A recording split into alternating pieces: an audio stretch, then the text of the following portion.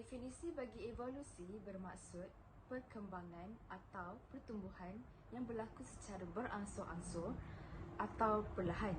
Evolusi juga bermaksud perkembangan dan perubahan yang berlaku kepada benda hidup lebih daripada sejuta tahun yang lalu.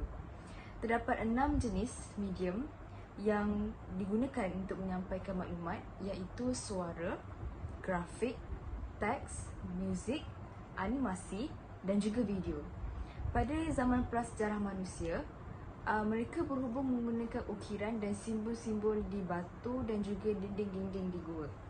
Sebelum perkembangan bahasa dan teks pula, manusia berkomunikasi melalui suara. Suara ialah komunikasi secara bukan bahasa yang melibatkan ekspresi muka dan gerak-geri tangan. Ekspresi-ekspresi bukan bahasa menyebabkan pesanan yang disampaikan terbatas dan tidak mudah untuk difahami. Menurut catatan teks, bahasa Sumerian muncul pada 400 tahun sebelum Masihi. Seterusnya, media komunikasi lain sebelum penggunaan teks adalah grafik. Di antara peninggalan prasejarah, ianya merupakan seni gua yang ditinggalkan manusia pada zaman dahulu.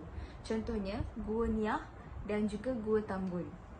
Penggunaan teks pula muncul pada zaman Mesopotamia di Timur Tengah, di mana terdapat beberapa gabungan piktograf yang membentuk sesuatu maksud ideogram. Teks digunakan untuk penduduk, bertani dan juga menternak. Muzik pula digunakan sebagai peralatan komunikasi. Kebanyakannya digunakan semasa berperang atau berburu bagi menyemarakkan lagi semangat mereka. Terdapat juga kekasih yang menggunakan muzik untuk melagukan ayat-ayat cinta mereka. Animasi juga bermula pada zaman dahulu kala seperti permainan bayang-bayang dan juga wayang kulit. Video juga merupakan teknologi untuk merakam, menangkap, memproses menjadi gambar-gambar yang bergerak. Lebih dari 100 tahun yang lalu, penggunaan video sebagai cara berkomunikasi masih lagi asing kerana tiada atau sedikit gadget yang digunakan seperti kamera dan alat merakam pada masa tersebut. Medium bagi menyimpan maklumat pula merupakan salah satu bentuk komunikasi bertulis yang mula berkembang sebagai salah satu cara membenarkan informasi untuk disimpan dan dibaca oleh orang lain pada bila-bila masa sahaja. Terdapat 6 medium menyimpan maklumat, iaitu buku dan kertas, kamera, alat merakam kaset, kamera filem dan projektor, alat merakam video dan cakera optik. Pertama, buku dan kertas. Kira-kira 300 tahun yang lalu, bangsa Tionghoa menemukan media penyimpanan pertama iaitu buku. Penemuan buku pada ketika itu mempunyai kepentingan yang sama seperti penggunaan komputer pada zaman sekarang. Bahan-bahan pembuatan buku pada masa dahulu menggunakan kulit haiwan, buluh atau sutera. Media penyimpanan ini telah berkembang menjadi buku yang sekarang. Kertas telah ditemukan kira-kira 1500 tahun yang lalu. Buku dan kertas merupakan peninggalan manusia yang sangat penting bagi peradaban manusia sehingga ke masa kini. Yang kedua ialah kamera. Pada 150 tahun yang lalu, Louis Jacques Mandel-Daguerre yang berasal dari Perancis menemukan daguerreotype iaitu tep fotografi. Pada tahun 1837, Louis berjaya menangkap gambar pertamanya yang sangat jelas. Itu merupakan langkah terbesar dalam sejarah manusia. Selepas penemuan kamera, manusia dapat menangkap tiap saat gambar dalam dunia nyata. Penemuan gadget kamera dianggap sebagai kemajuan terbesar dalam media penyimpanan informasi. Seterusnya, alat perakam kaset, kamera filem dan projektor. Pada 150 tahun yang lalu juga, mereka telah menemukan alat perakam kaset yang dapat menyimpan suara dan muzik. Seorang penyelidik yang bernama William K. Dixon menemukan sebuah kamera filem seluloid yang mempunyai paparan belakang diperbuat daripada kaca khas untuk pengguna menonton filem atau gambar yang telah dirakam atau ditangkap. Akhir sekali ialah alat perakam video dan disk optik. Pada zaman kini, perkembangan yang sangat penting adalah penemuan alat perakam video. Contohnya, pada abad ke-20 yang pertama, perusahaan-perusahaan produksi TV tidak boleh merakam program mereka dengan kaset video. Sehingga pada masa itu, kesemua program TV adalah ditayang secara langsung. Dengan adanya gadget-gadget ini, informasi dapat disampaikan melalui kaedah penyiaran iaitu transmisi informasi ke serata dunia. Kaedah penyiaran yang digunakan ialah papan pengumuman, surat khabar dan majalah, radio dan TV iaitu kabel atau satelit. Selain itu, informasi juga dapat disampaikan melalui komunikasi dari individu ke individu yang lain di mana pengirim dan penerimanya adalah spesifik. Seterusnya, kita akan beralih kepada peranan teknologi informasi. Teknologi informasi memainkan peranan yang penting dalam 3 bidang utama di Malaysia. Bidang yang pertama adalah bidang pendidikan, bidang yang kedua adalah bidang pemerintahan, dan bidang yang ketiga adalah bidang kewangan dan perbankan. Bidang yang pertama adalah bidang pendidikan. Pada tahun 1989, Bishop telah meramalkan bahawa akan tiba masa di mana ilmu pendidikan dapat diakses oleh semua manusia di mana sahaja dan pada waktu bila sahaja yang mereka inginkan. Hal ini kerana teknologi dalam bidang pendidikan semakin berkembang. Sebagai contoh yang paling dekat dan mudah untuk saya fahamkan adalah pada zaman dahulu, para pelajar perlu ke perpustakaan untuk meminjam buku dan mencari bahan rujukan untuk menyelesaikan tugasan yang diberikan. Tapi sekarang, oleh kerana teknologi dalam pendidikan telah berubah, buku yang sama dan bahan-bahan rujukan yang sama dapat diakses melalui telefon bimbit ataupun melalui komputer riba kita sendiri. Seterusnya, perkembangan teknologi dalam bidang pendidikan telah banyak membantu kita, di mana sesi kelas secara bersemuka adalah antara perkara yang dilarang untuk dilakukan dalam tempoh pemerintahan kawalan pergerakan. Dengan ini, para pelajar dan pensyarah perlu berkomunikasi secara online. Di sini, penggunaan platform-platform seperti Google Meet, Zoom, Webex dan sebagainya amatlah membantu para pelajar dan pensyarah. Bidang yang kedua adalah bidang pemerintahan atau e-government. E-government telah banyak memudahkan urusan antara rakyat dan pihak kerajaan.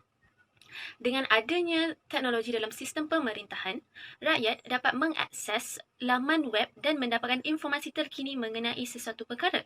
Selain itu, butiran seperti nombor telefon dan email pejabat juga dipaparkan pada laman web tersebut. Hal ini dapat memudahkan para pelanggan untuk berhubung secara bersemuka dengan pihak pejabat. Pelaksanaan pemerintahan adalah lebih mudah kerana urusan rasmi dapat disampaikan melalui email, di mana email tersebut dapat diterima pada hari yang sama dan waktu yang sama. Selain itu, mesyuarat bersemuka juga dapat dilakukan secara online walaupun dalam keadaan sedang PKP. Bidang yang ketiga adalah bidang kewangan dan perbankan. Dalam tak sedar, teknologi dalam bidang kewangan dan perbankan juga telah meningkat maju. Di mana dahulu kita membuat pembayaran secara tunai. Kini kita membuat pembayaran secara menggunakan kad kredit. Selain itu, kita juga dapat membuat transaksi pembayaran menggunakan aplikasi-aplikasi yang telah dicipta. Seterusnya, kita juga dapat mengakses bank akaun kita sendiri di mana kita dapat melakukan transaksi-transaksi yang kita inginkan.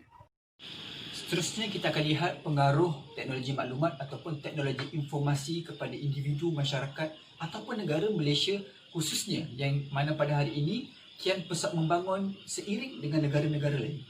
Kita dapat lihat daripada segi aspek politik bagaimana perkembangan teknologi maklumat atau teknologi informasi memainkan satu peranan ataupun pengaruh yang sangat penting apabila pada tanggal 9 Mei 2018 Pimpinan Barisan Nasional jatuh kepada tampuk pemerintahan pimpinan Pakatan Harapan yang menyaksikan pada tanggal tersebut satu perubahan besar dalam aspek politik berlaku di Malaysia. Ini kita dapat lihat bagaimana jelas pengaruh media sosial menjalankan satu pengaruh dan peranan yang amat penting dalam mempengaruhi keputusan-keputusan pengundi pada ketika itu, yang mana dalam berita harian sendiri menyatakan bagaimana pilihan raya umum ke-14 pada ketika itu dijuluk sebagai pilihan raya media sosial apabila apabila keadaan ini berjaya dibuktikan dengan keputusan-keputusan pengundi yang majoritinya terpengaruh oleh media sosial yang membawa dakyah politik pada ketika itu. Dari segi ekonomi pula kita dapat lihat bagaimana perkembangan teknologi maklumat ataupun teknologi informasi melakukan satu pengaruh dan juga satu peranan yang amat penting dalam negara Malaysia. Hal ini jelas dibuktikan apabila kemunculan gig ekonomi yang diibaratkan seperti cendawan tumbuh selepas hujan. Bagaimana kemunculan syarikat seperti Foodpanda, GrabFood, Lalamove, Bukosik dan sebagainya membuktikan hari ini ekonomi Malaysia mampu berdiri di atas satu perkembangan teknologi maklumat ataupun teknologi informasi.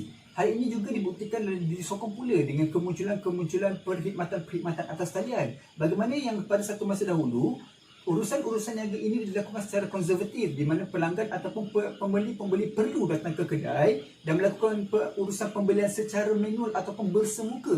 Tapi dengan kewujudan perkembangan ataupun dengan berkembangnya teknologi maklumat dan informasi, wujud laman-laman atas talian seperti zalora.com.my, shopee.com.my, lazada.com.my yang mana memudahkan urusan pembeli-pembeli hari ini yang membolehkan mereka untuk membeli secara atas talian sahaja. Seterusnya, kita akan bersama dengan salah seorang individu yang dilihat menyokong penuh perkembangan teknologi informasi ataupun teknologi maklumat pada hari ini. Kita bersama dengan saudara Muhammad Ikram.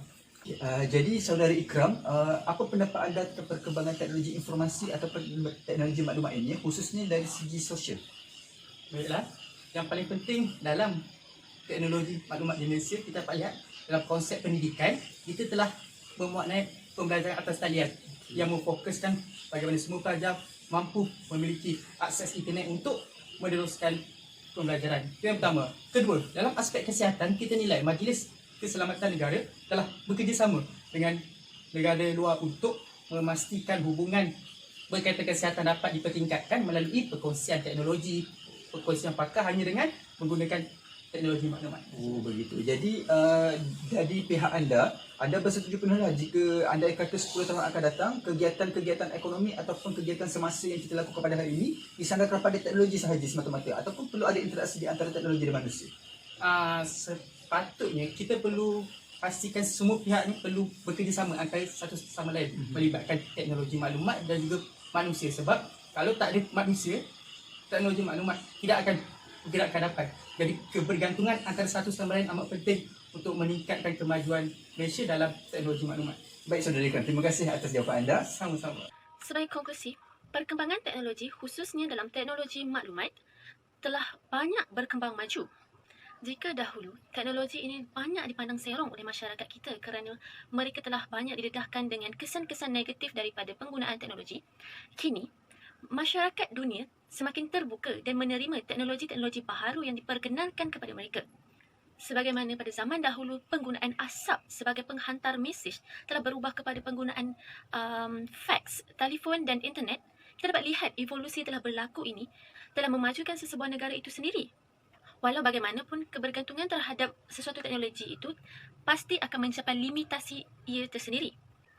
Oleh itu, manfaatkanlah penggunaan teknologi sebaik mungkin dengan bertujuan untuk meningkatkan kualiti dan gaya hidup anda. Seterusnya menyumbang kepada masyarakat dan negara. Sekian, terima kasih daripada kumpulan 4.